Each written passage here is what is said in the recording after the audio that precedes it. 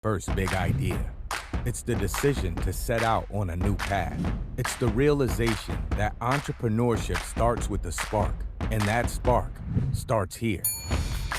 At the Stu Clark Center, we're here to nurture your ideas and help spark your entrepreneurial spirit. How? How about competitive opportunities to free your inner entrepreneur? Advice from venture coaches who have walked the walk, or some of the best networking events you'll find on campus.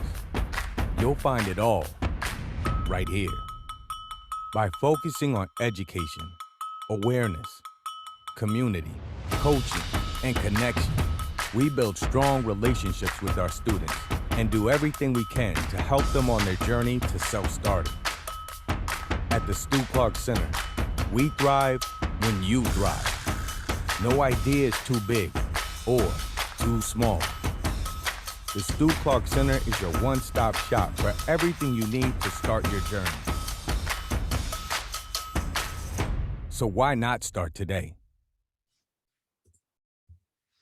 Good morning, everyone, and welcome to today's webinar as part of the Stu Clark Center's 2021 Winter Webinar Series. Super excited to be with you, and thank you so much for joining us today for what's going to be another exciting webinar as part of our full webinar series here. And today we're talking all about building a social enterprise. So looking forward to having this conversation with you all. Before we begin, just a couple of housekeeping items and Zoom etiquette reminders. Your video is absolutely optional. However, we do ask that you please stay on mute throughout the webinar. If you do have any questions, and I encourage you to please ask questions, please pop them in the chat and we will get to them at the end of the webinar. We'll do a bit of a Q&A session. Lastly, but not least, this webinar will be recorded and it will be uploaded to our online resource section of the website, just as every other webinar of ours is. So if you have to leave early, no problem. If you want to rewatch anything, or if you want to share the link with someone that you think might find the webinar of value, please feel free to do so. On that note, as well as all of our other webinars have been recorded and are online, don't hesitate to go check them out and rewatch anything from the past. Would like to quickly introduce you to our awesome Stu Clark Center for Entrepreneurship team: Deborah Jonason-Young, our director; Lindsay Friesen, our program coordinator; Roxanne Scarth, our office administrator; and my name is Joshua Zapperzan, and I am the venture coach at the Stu Clark Center. This is our mighty squad, or our team at the center. If you have any questions about what the center does, how we can support you, what we do, please do not ever hesitate to reach out to any one of us. We're here to help and support you however we can. umanitoba.ca/entrepreneur and Instagram at Stu Clark Center. Please don't hesitate to reach out. I mentioned to you that I'm the venture coach. For those of you that aren't aware, and for those of you that maybe forgot, I'll give you a quick reminder. The Venture Coach program is an absolutely free resource for students across the entire university to help lead you into startup land, as we call it. Any questions whatsoever about starting a business, about entrepreneurship, we're here to help and support. So you can book a free one-on-one meeting, as many as you'd like, with myself, and we can talk about entrepreneurship or your business idea. I'm here to help and provide coaching and guidance and mentorship for you. So any questions, please do not hesitate to reach out. We're here for everyone at the university, no matter what faculty you're in or what stage you're in your business planning journey. There's no question or no idea that's too big or too small to start at the Stu Clark Center. We do have another upcoming webinar. It's next Thursday, May 13th at 2:15 p.m. It's a bit of a different time as our traditional series. This is because it's in partnership and collaboration with the Science Entrepreneurship Mindset course, which we're super excited about to be working with them on this collaboration.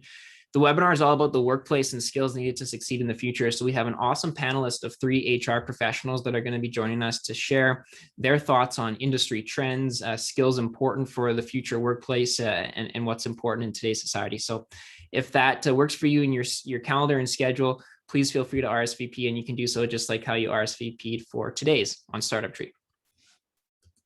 Okay, so today is all about building a social enterprise.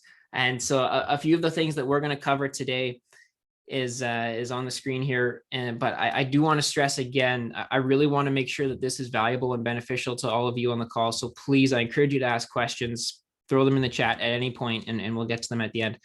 But a few of the things we're going to cover today is looking at, what is social entrepreneurship? Why does social entrepreneurship matter?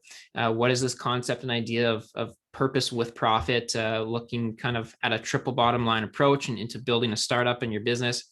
how to start or a social enterprise or be a social entrepreneur, some actual tips and takeaways that maybe you can implement into your businesses, into your startup, into your ideas, or anything moving forward. And then we're going to end with a little bit of a case study on a local business to showcase something in our business, in our community, and highlight what they've done from a sustainability perspective. And maybe it'll foster some ideas for innovation and sustainability into your business. So that's the agenda for today. However, before we start, we have not done a poll in a long time on these webinars. So I am going to launch a poll. It is completely anonymous. I would really appreciate your engagement. Please fill out. All I want to know is if you are a social entrepreneur, do you know what social entrepreneurship is? That is okay if you don't. But again, completely anonymous. So would really appreciate your engagement. I'll give you a few seconds to fill it out.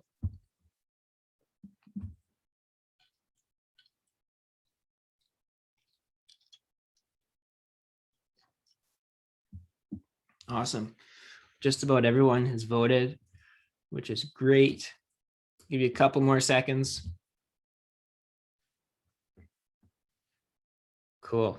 All right.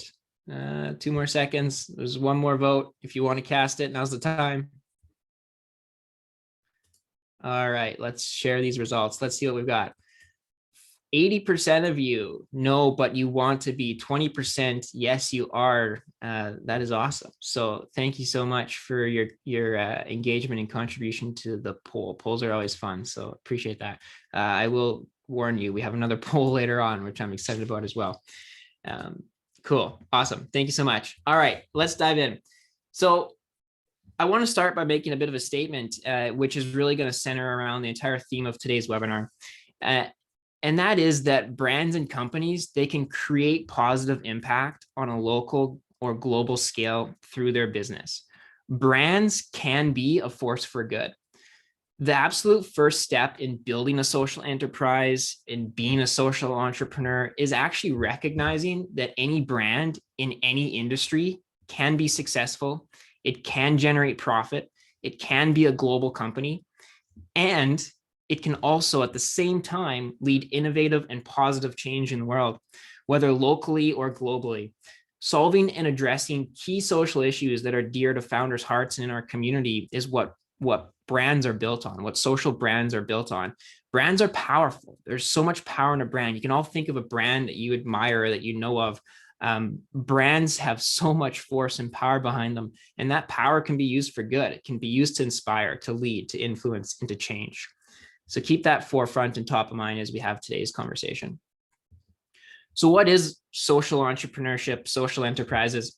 A social entrepreneur is really a person who pursues novel applications that have that potential to solve community-based problems. These individuals are willing to take on the risk and effort to create positive changes in society through their initiatives. Now, social enterprises are businesses that exist to make a direct social and/or environmental impact on the world. Social enterprises, they maximize impact rather than solely maximizing profits. This concept of let's maximize input or impact versus just let's maximize profits. A for-profit business that tackles a social or environmental business can exist in any industry, any sector, and it's often called a social venture, social enterprises, or a benefit corporation, as a B Corp, as we'll talk about more later. Social enterprises have varying financial and revenue models, but they all address a wide array of both global and local issues. Social entrepreneurship goes beyond just being environmentally friendly. I think, especially for me, and when I think about social entrepreneurship, a lot of the times the first thing that comes to mind is just being environmentally friendly, or it's one thing, but it's not. It goes beyond that. It's more than that. It's bigger than that. It's not just about the environment. Sure, that's a big piece of it, but it's also about how you treat your people. It's how you build your team. It's how you build your mission statement. It's what impact are you having holistically in your business. It's everything. It's a holistic approach. While social enterprises don't have a legal structure or certification, unless you're a B Corp, which we'll talk about later, there's certain aspects of a business that can make it a social enterprise. Overall, they have to be a business that's selling a product or service, and their main purpose has to be steered by social and/or environmental goals. A social enterprise, it is revenue generating organization whose objective is to have this bigger impact than just the money that it makes. Definitions of social enterprises, they vary, and there really is no unified definition in Canada. For our purposes, though, social enterprises fall into a wide spectrum of business models. A social enterprise does not necessarily have to be in a specific corporate form. Social enterprises include nonprofits, they include registered charities, they include for-profit businesses. You can operate a social enterprise no matter what business you have, or no matter what structure your business and your form of your business is, whether it's more socially or more commercially focused. So there's different ways in classifying, but at the end of the day, it really doesn't matter what form and what structure your business takes place. It's rooted in the mission of your business, and that's what we're going to come to learn. Entrepreneurs used to be those who had an idea, they started a company, they made money, they wrote a business plan, they circulated that document to a bank for capital, and they worked tirelessly to scale their company and to drive profits for themselves and for their investors. But now we're a startup nation, or actually we're a startup world. Entrepreneurs have different motivations for starting a business, just as consumers have different motivations to buy. I've noticed a significant uptick in interest in companies that have a basic alignment in social responsibility, meaning that the mission is not just to grow and make money, but to do good in the universe. Enter social entrepreneurship. Again, it's this holistic approach that is centered around all of these key aspects in your business, from the community to the money you're making, the passion, why you're doing what you're doing, an innovative approach, the mission that you have, and the market that you're serving and addressing, and who that customer is. It's about making these strategic decisions that are aligned with having positive impact on the community in which you serve, or on a global level as well. So I'd love to hear from you in the chat. We've kind of gone over what social enterprises are. What are some of the socially good products or services or companies that you know of, whether it be local or global? Any come to mind that you want to pop in the chat and share? I'll give you a couple of seconds. If any brands come to mind that you really love that have this social cause. Tentree, yeah, absolutely, Jake. Great example of a great social brand and cause. Anyone else have a favorite social enterprise or brand or product that they use or admire, or a social entrepreneur that they know of? Patagonia, yeah. We're actually going to talk about Patagonia in a second. 4Ocean, I don't know what 4Ocean is, but it sounds like it is a social enterprise. Cool. Anyone else? There's so many out there. Any local? Anyone have any local examples? Winnipeg companies? It's okay if you don't. Okay, great examples.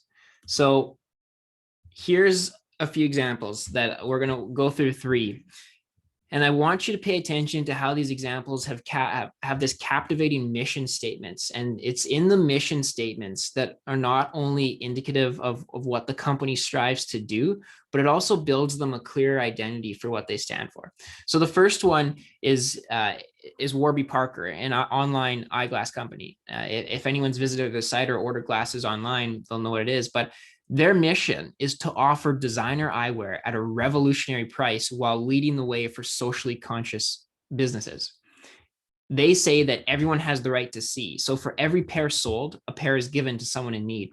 Other examples of a business model like this is like what Jake, you put in the chat there, Tentree, donating or planting trees for every product that's sold.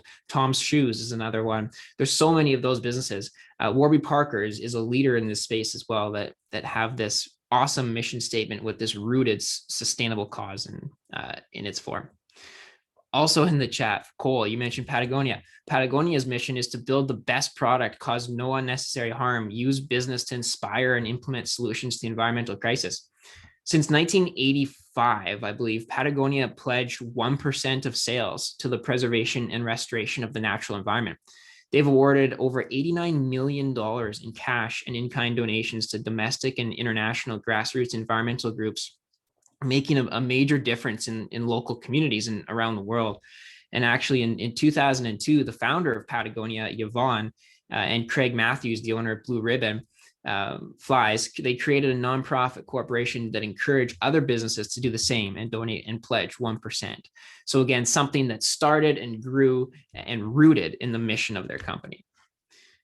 The last example that I'll share with you is another one that I think you all will be aware of, and that's Tesla. And Tesla's mission on a whole different level is to create the most compelling car company of the 21st century by driving the world's transition to electric vehicles. Tesla is accelerating the world's transition to sustainable energy with electric cars, solar, and integrated renewable energy solutions for homes and businesses. But again, rooted in their mission statement. And I bring up these four because they're four very different examples with very different business models, with very different industries that they're in, and all with serving different causes. But at the end of the day, they all have this social component to it that's built into directly their mission statement at the core of their business. And they're doing something more and beyond just focused on producing profit. Three great examples and successful companies to look at. So my question to you is really, as entrepreneurs, a lot of you want to be from the poll. You said you want to be social entrepreneurs. How does sustainability show up in your mission statement? And the point here is really that I'm making with these examples is that it's rooted in the company's mission statement. It starts from the core. How does your mission represent and show sustainability? It's a long-term commitment. It's not just about doing something good once. It's, again, rooted in that mission. It's aligned with your objectives and infused in your business strategy. You're making decisions, not just once, but every decision that's in alignment with this mission to do good in the world and to give back and to and build a brand that is that force for good. So the biggest takeaway, again, is that as you're building a social enterprise or as you're looking to implement new social initiatives into your business, it starts by looking at your mission statement. Where in your mission statement does sustainability show up? Where in your mission statement does this give back occur? Or where is it mentioned? And how does this show up in your decision-making process? So why does this matter? Running a social business, it's a win-win all around. There are advantages of running a business that drives social purpose, whether that involves building a brand that benefits society and increases customer and team satisfaction, or simply the personal fulfillment that emerges from it. It benefits the community, it benefits society.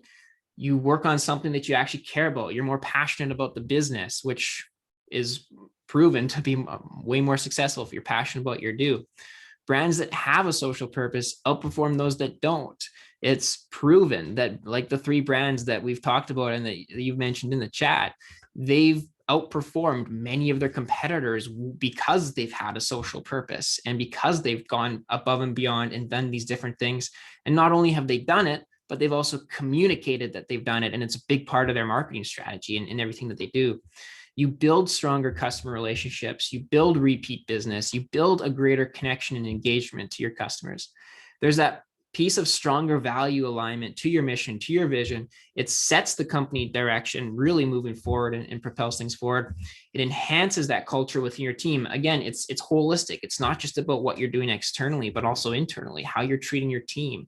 You're going to build a better culture. You're going to be able to hire bigger and better talent. You're going to be able to attract better talent for your team to work for you if you have this greater, bigger cause than just producing profit.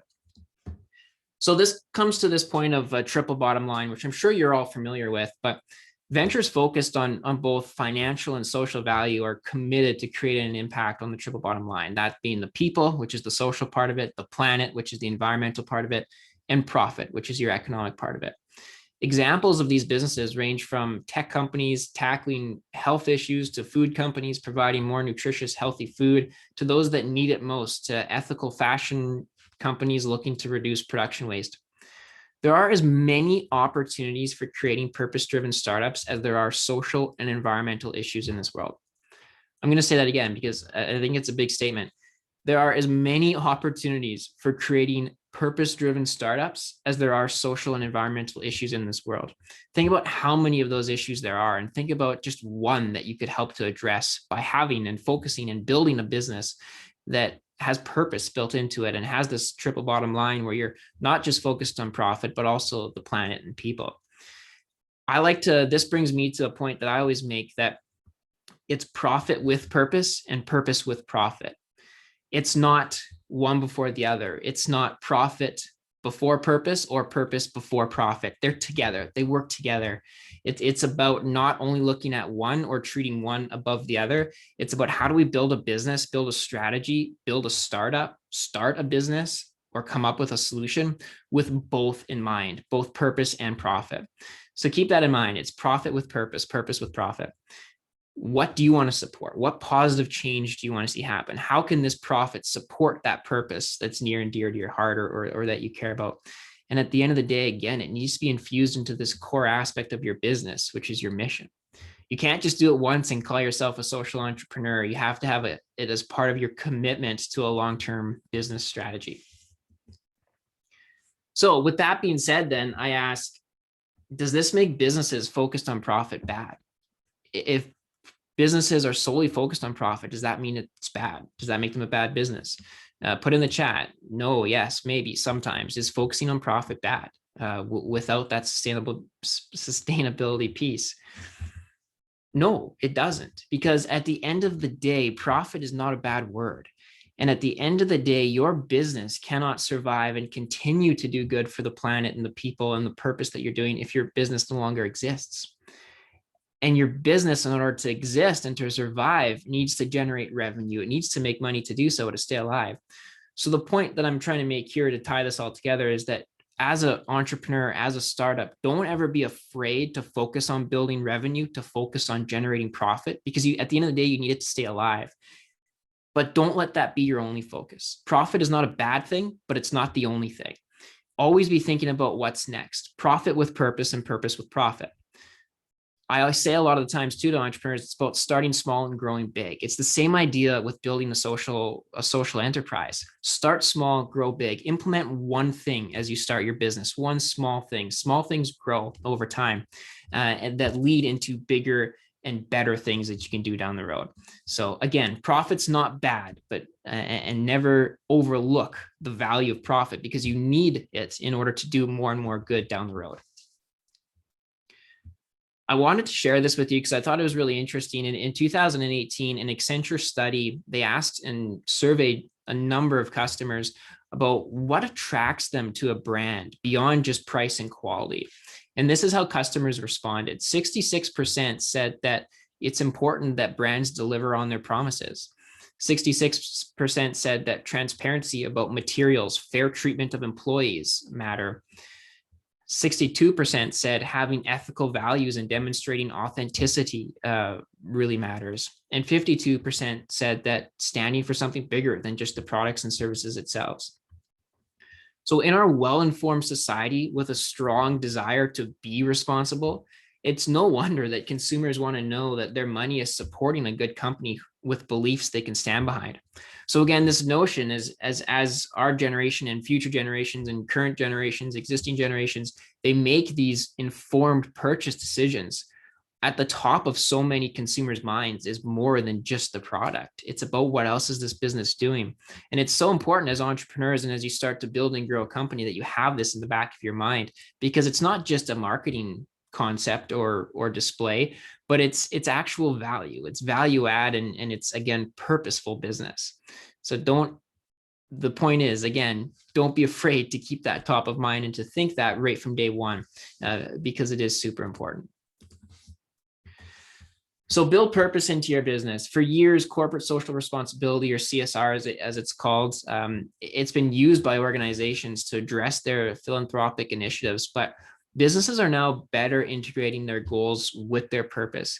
They're committing to your social purpose goes beyond CSR and corporate social responsibility. So here's some strategies to actually implement to integrate your social purpose with your organizational strategy.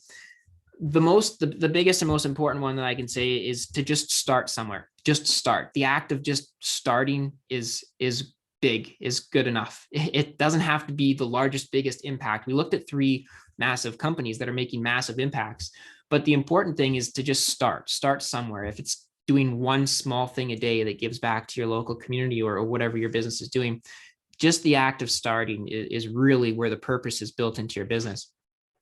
Ask yourself, as you're building your business plan, your strategy, what do you care about? What would you like to change, or what do you want to have a positive impact on? What social purpose is actually important for you?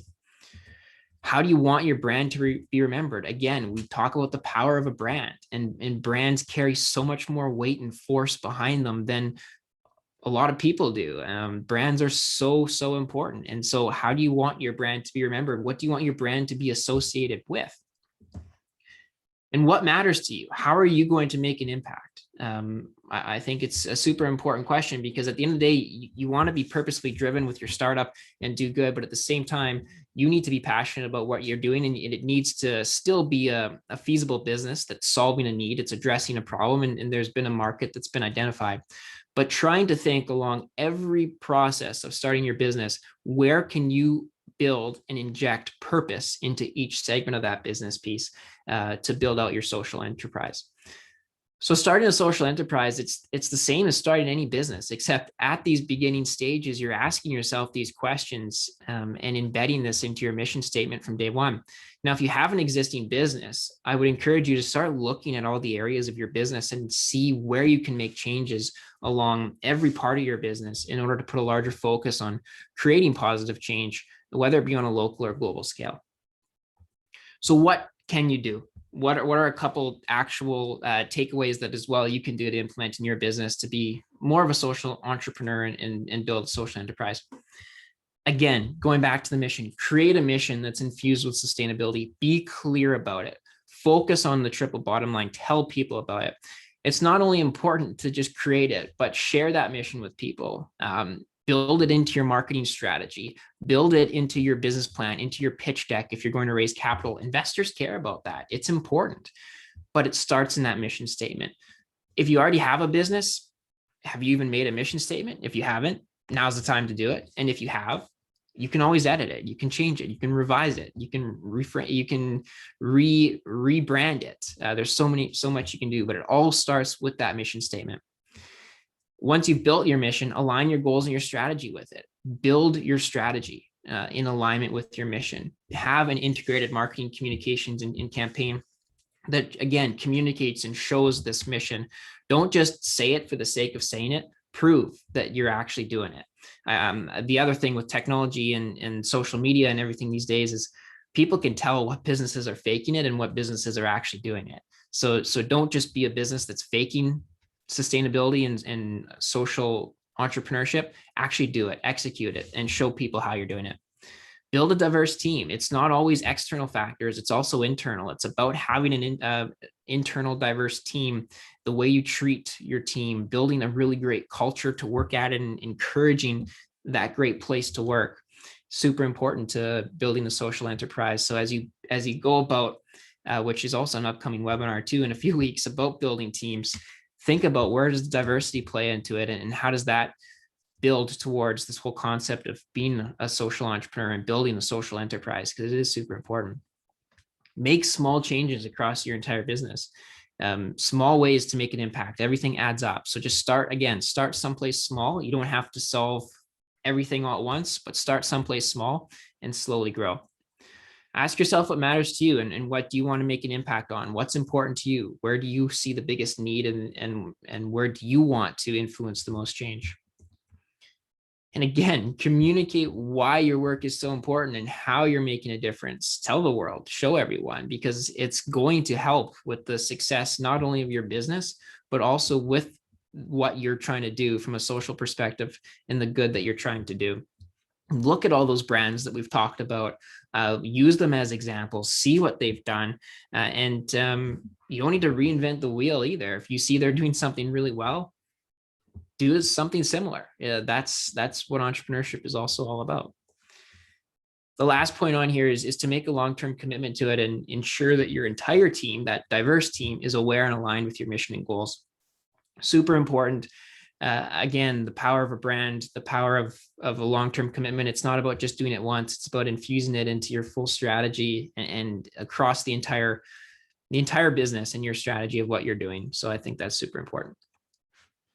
All right, we're going to shift gears here slightly and move into a bit of a case study and talk about a local example to help maybe further foster some ideas to you that you might be able to implement into your business as well. I did mention earlier we were going to have another poll. So I'm going to throw up another poll. And again, it's completely anonymous. Would love to have your feedback and engagement on it. But part of the case study that we're going to look at is in the apparel industry. And the apparel industry is notoriously known for having a bad reputation when it comes to social entrepreneurship and not being environmentally friendly, especially for organizations that are manufacturing and producing product overseas. So my poll question to you today for this last poll, which I've just launched, is that do you think that apparel companies who manufacture products overseas, for example, in China, that they're not social enterprises and that they aren't good to do? Let's see what you all think. I'll give you a few seconds to fill out the poll.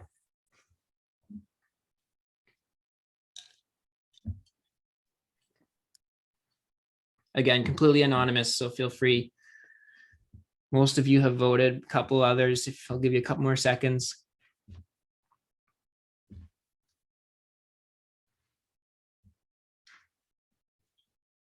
Was the last person want to vote? Give you a couple more seconds. Cool. Okay, I'm gonna end the poll.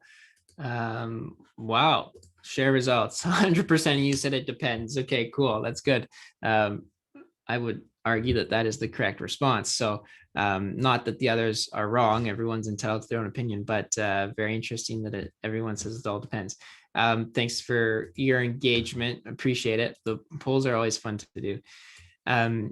So the case study that I'm going to talk to you about today is a company, Mondetta, an MPG in the apparel space, which Ash Mota, who's the owner, him and his brother Prashant started the company, and Ash was actually the speaker of the business banquet, the Asper Business Banquet this year as well. So let's dive in and look a little bit more about what they're doing in the apparel space and what their impact has been. So I'll start by giving you a little bit of backstory onto Ash and Mondetta. But in 1986, Ash took his first step in really realizing his dreams by establishing a company called Dimensions 100 with his friends. And they were making corporate branded apparel that later became the parent company of Mondetta Clothing. From there, this Mondetta brand was created and it was sold at Grand Beach, is where the company really started to sell. And they garnered this cult following and expanded into a multi-million dollar business with global demand by the early 90s. Ash was concurrently, fun fact, while he was building Mondetta, he was attending the University of Winnipeg and while building the company, and he eventually actually graduated from the University of Manitoba as well with a bachelor or a degree in economics.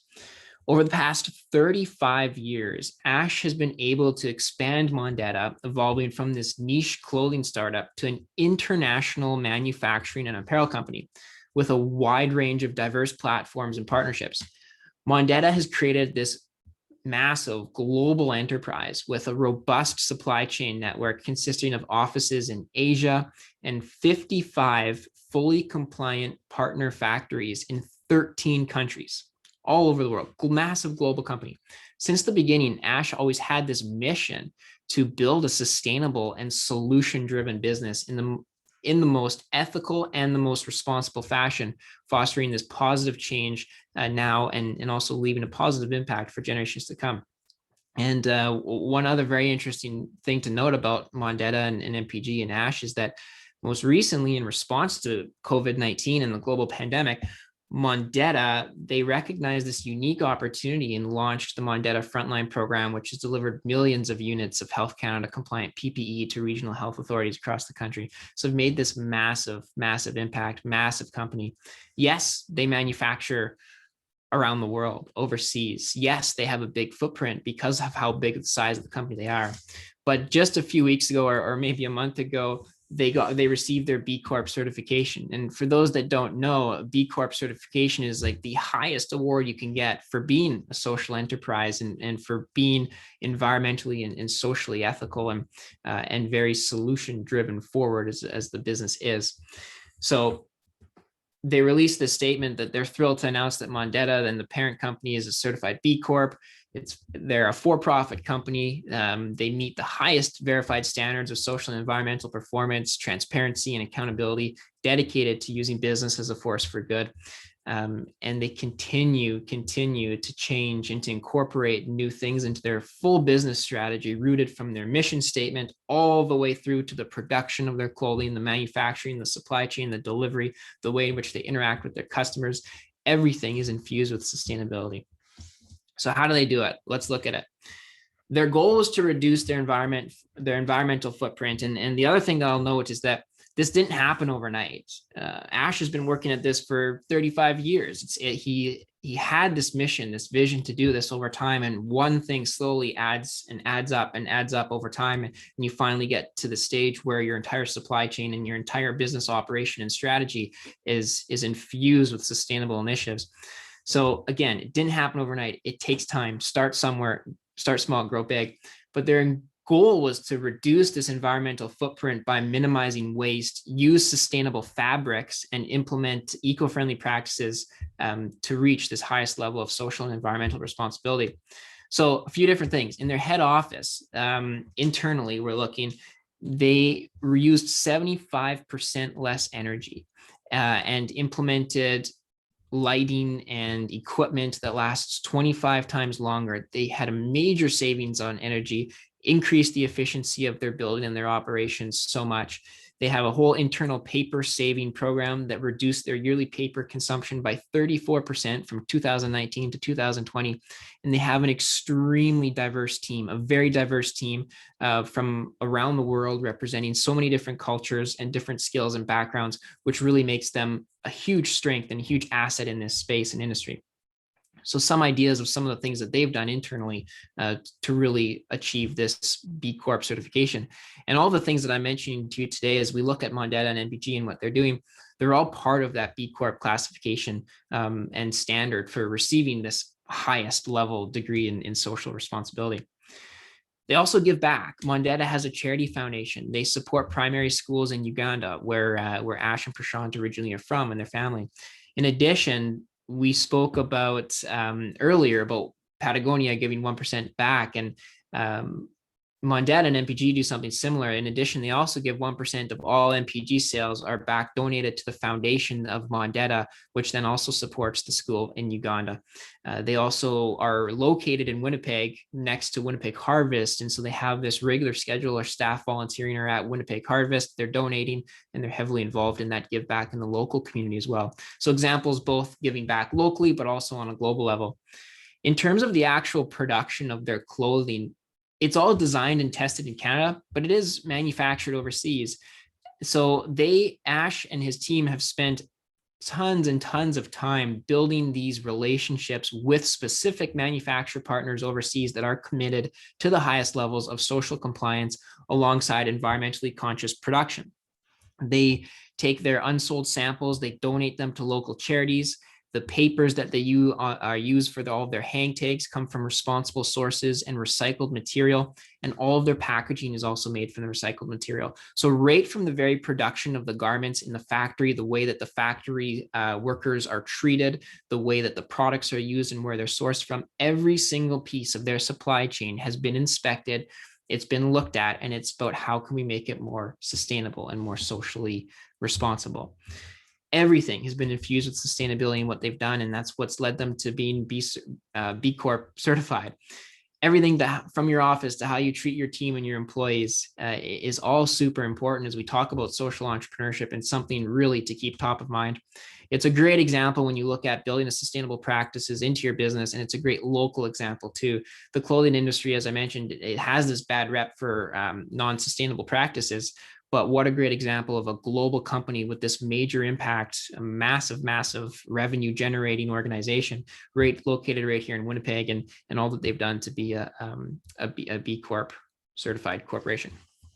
So I wanted to share that with you because I thought that was a really great example. And the way to also implement great initiatives into your businesses are to look at other businesses. So highly encourage you to continue to research and look at what Mondetta, MPG, and other B Corp certification companies are doing. My final message and really point before we wrap things up to you is that no matter what industry you're in, there are ways to implement sustainable practices in your business. This concept of starting small, growing big, start with one thing and then infuse it into your mission and your strategy and the development throughout your organization, and then keep adding as you grow. You don't need to do it all at once, but you do need to do it. So the act of starting is super important. In this age of heightened competition, social responsibility is a differentiating factor that allows many companies to appeal to specific buyer demographics. The idea of the conscious capitalism gained mainstream attention when I think it was the Whole Foods founder, John McKay, published a book by the same name and became super, super big and important in this conscious capitalism idea. In addition, consumers now more than ever put their trust in brands that they believe are committed to taking action. There's studies and data that show consumers are 80% more likely to trust a business that they believe is committed to solving societal issues, especially when it comes to racial justice and environmental concerns. So if you're interested in becoming a social entrepreneur, building a social enterprise, you couldn't pick a better time. Formulate your plan today, build a strong mission statement, and continue to make the world a better place. A few key takeaways from today is again, this concept that brands can be a force for good. Brands are powerful. So what is your brand doing? What's your mission? Social entrepreneurship is a holistic approach to your business, and it's a long-term commitment. Doesn't happen overnight. It's not doing something once. It's a long-term commitment.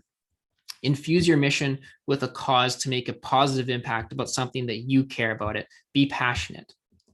Profit is not a bad thing. Profit with purpose, purpose with profit, not one before the other, together.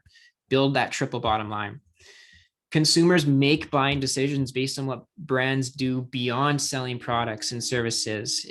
Go even beyond a triple bottom line. Look at everything else that you can do from a corporate social responsibility perspective as you build your startup. Again, this notion of starting small, grow big. You don't need to do it all at once, but it's just that act of starting. Do something. As your business grows, you can do more over time and implement more sustainable practices. It does not matter what industry you're in. Be a positive change leader and make an impact no matter what you are doing. And look for small ways to build those purpose into your startup or into your existing business. You don't have to not have a business in order to start doing this. You can start doing it within an existing business as well. Social enterprises, it's a relatively new term that represents a philosophy of utilizing business practices for social and environmental impact. But what does thinking like a social enterprise really mean for you, for your organization, and for your company? And that's something to keep in mind as you move forward, as you build your startup and build and grow your business. Finally, as a final kind of reminder, we understand that as entrepreneurs, you can't do it alone. There's so many great resources in the community to help you through your entrepreneurial journey, to help connect you to other sustainable and social enterprises and ideas to help build and influence sustainable practices. So just remember, you're never alone, and no matter what stage you're at in your business planning cycle, there's help and support for you within the community. These are some of our community resources and partners at the Stu Clark Center. Please, any questions about these, don't hesitate to reach out. Happy to connect you to them to help support you in your journey with building your business. Finally, before we open it up for questions, reminder that upcoming webinar next Thursday, 2:15, all about the workplace and skills needed to succeed in the future. So please RSVP if you're interested, and look forward to seeing all of you or most of you there. But that concludes today's main delivery of building a social enterprise. I'd be happy if anyone has any questions. I'll stick around for a few minutes and happy to answer any of your questions. If you do have any, pop them in the chat. I'll give you a couple seconds if there are any. If not, that's totally okay.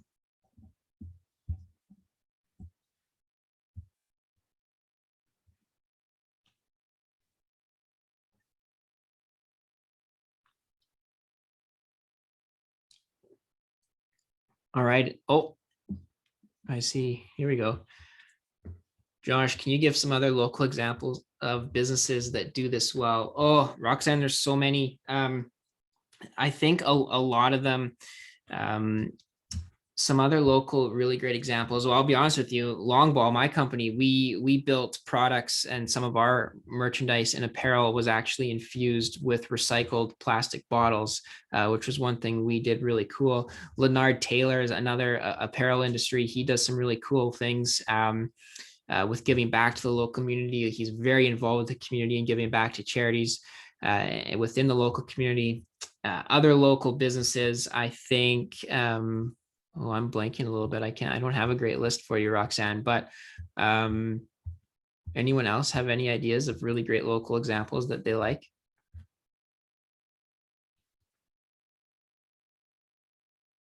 If you do, throw them in the chat. It'll help me spark my memory too. But there's so many. And I think the biggest thing to note on local examples is that there's so many that do small things that a lot of people don't even recognize they do, which are actually a big part of social entrepreneurship.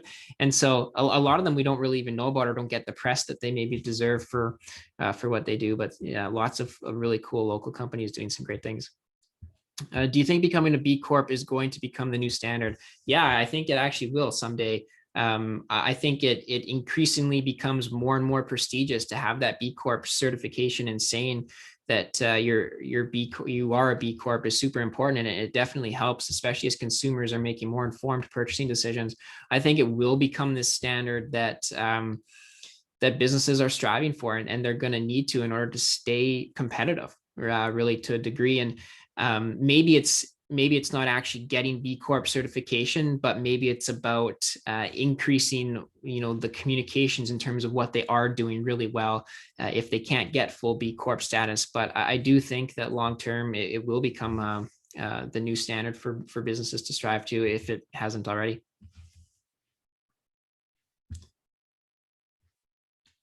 All right. Well, on that note, if there's no other questions, I'm going to stop sharing my screen here and just say a final thank you to all of you for joining us today. Really appreciate it.